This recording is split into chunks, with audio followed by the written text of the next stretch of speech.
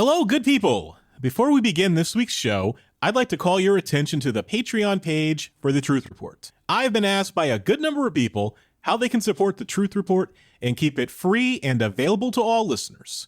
If you have the means and ability, you can show that love and positive energy via the new Patreon site for The Truth Report, which can be found any number of ways. Of course, you can use your Google machine or other search engine. Just type in Patreon, The Truth Report Podcast, or you can go right to Patreon, www.patreon.com/The Truth Report Podcast.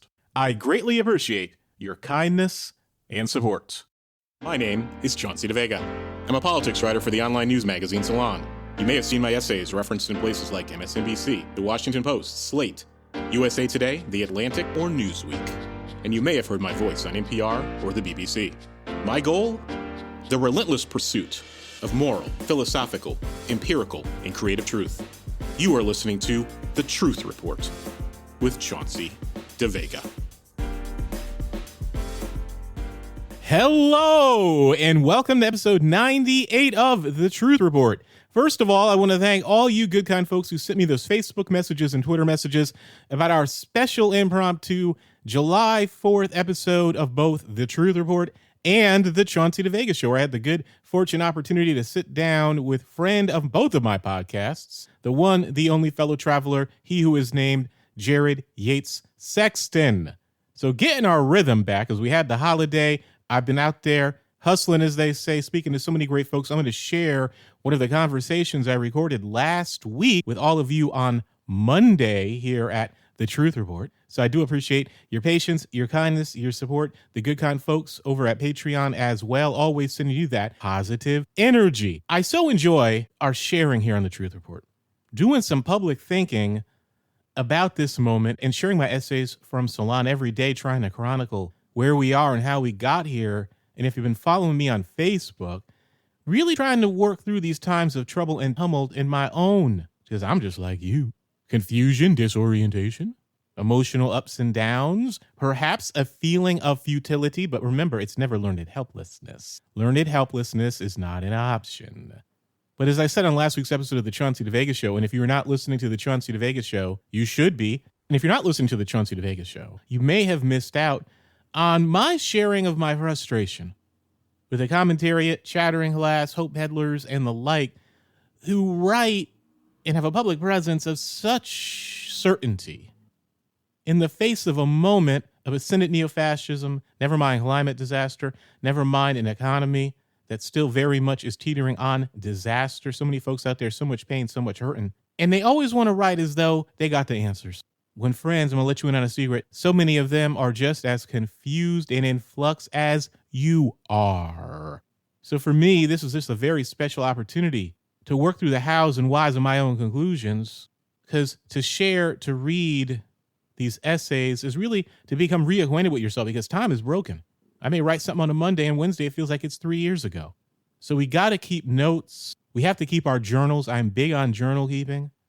That's something that has been suggested by many others when you are in a country, a society where the ground is moving under your feet, because you're going to see things that you could not have imagined a month ago, 2 months ago, never mind 4 or 5 years ago. But if you got the context, if you're keeping the receipts, you're doing your reading, you're watching informative documentaries, you're talking to folks who've been there and seen it, they know what a society is like, a democracy is like when it's teetering on the edge of disaster. They can give you that insight. They can give you that wisdom, you see, because none of this is new while simultaneously being new every day. And in that spirit, frankly, of frustration, I'm so very happy President Biden has taken over from Donald Trump just on the grounds of fighting this pandemic, 600,000 plus still dead, trying to heal from Trump's democide. But I imagine, like many of you, there's also deep frustration. And in my recent essay over at Salon, which I'm going to be sharing on this episode 98 of The Truth Report, it's a deep type of frustration because Biden's a good man, whatever his faults. Ain't nobody perfect.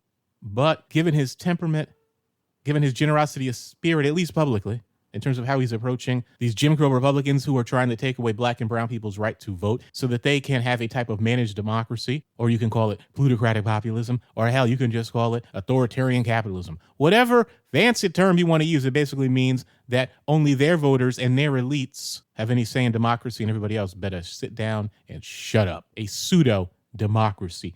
And I felt such angst seeing these words appear as I sat down and I put my fingers on the keyboard.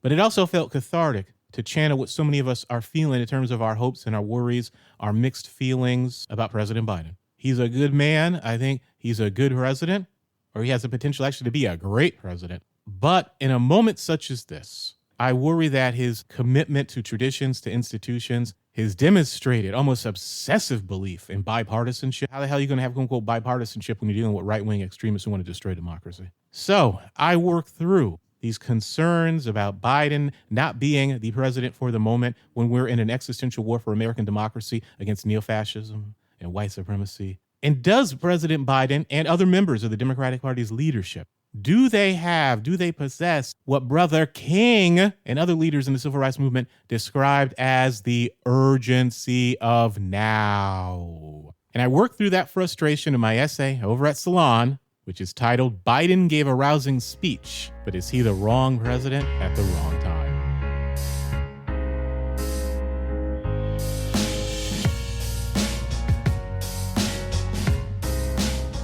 On Tuesday of last week, President Biden delivered a rousing speech in Philadelphia, continuing to sound the alarm about the Republican Party's escalating assaults on American democracy. But this is the same city where, during the 4th of July holiday weekend, an organized group of white supremacist thugs marched in the street before being routed by counter-protesters and bystanders.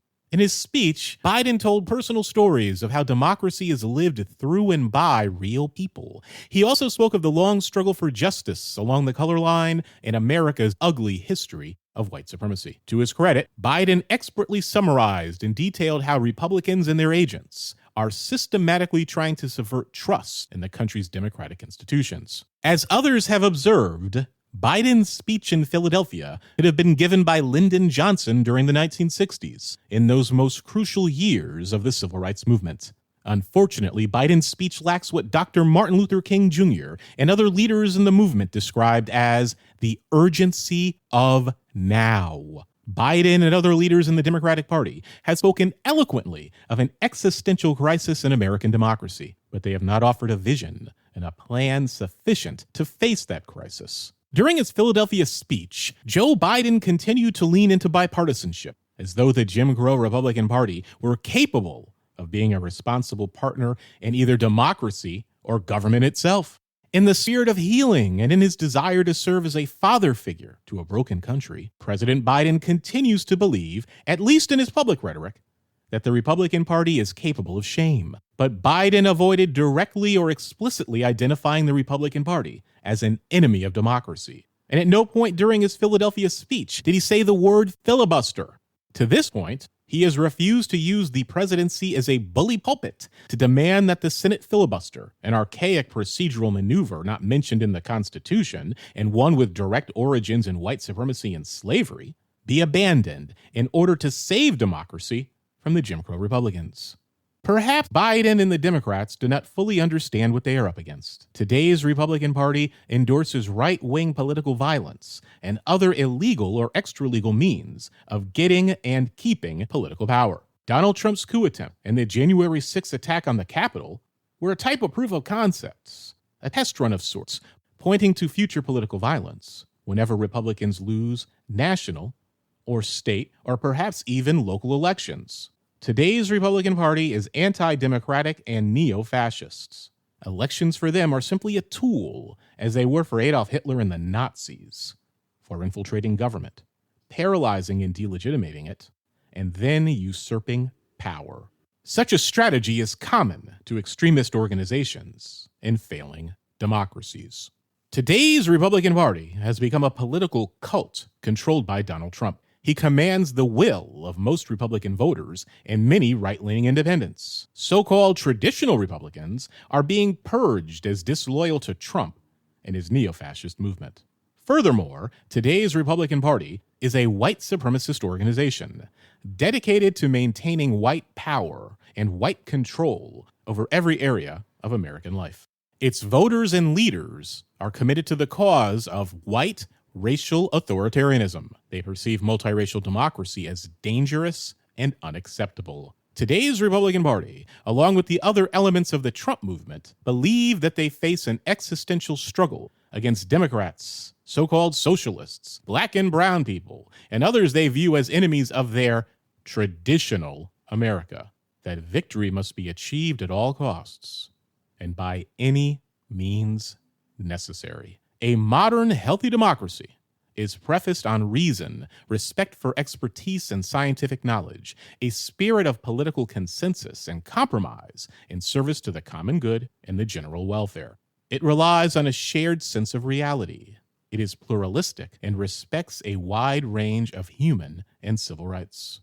As the Republican Party descends into sociopathy, it has largely rejected these values, norms, behavior, and institutions. Joe Biden's temperament, leadership style, humanity, generosity of spirit, and belief in inherent human goodness are in many ways very inspiring. Unfortunately, those traits may also be insufficient to defeat this version of the Republican Party and American fascism. I sincerely believe that Joe Biden possesses the potential to be a great president, but he may not be the best president for a country facing an almost unprecedented crisis of democracy as America is now. So the question becomes, what is to be done?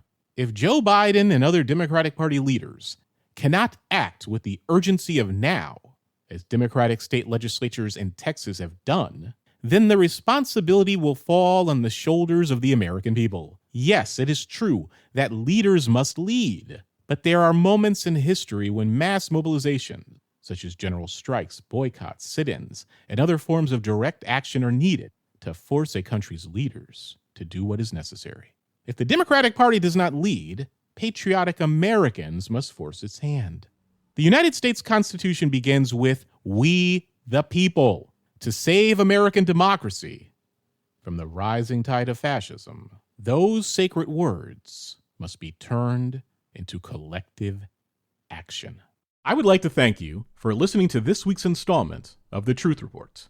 If you learned from and enjoyed this episode of The Truth Report, there are a number of ways that you can show your support. You can go to chaunceyDeVega.com, and there will be a PayPal link on the right-hand side of the screen. There is also a Patreon for The Truth Report, which can be found at www.patreon.com/The Truth Report Podcast, or simply use whatever browser you prefer and type in The Truth Report Podcast Patreon. You can also follow me on Twitter at ChaunceyDeVega. You can also find me on Facebook as well. If you are so inclined, it would be greatly appreciated if you could leave a review and star ranking over at iTunes, Apple Podcasts, or wherever you download The Truth Report. If you enjoyed this week's episode of The Truth Report, you will likely enjoy my other podcast, The Chauncey DeVega Show, where in addition to these great conversations, I also share my analysis and commentary on the week's events. In a moment when ascendant authoritarianism, racism, gangster capitalism, hatred, bigotry, and malignant reality have taken hold in America and all over the world, and where evildoers and liars reign supreme, the truth is all that we have.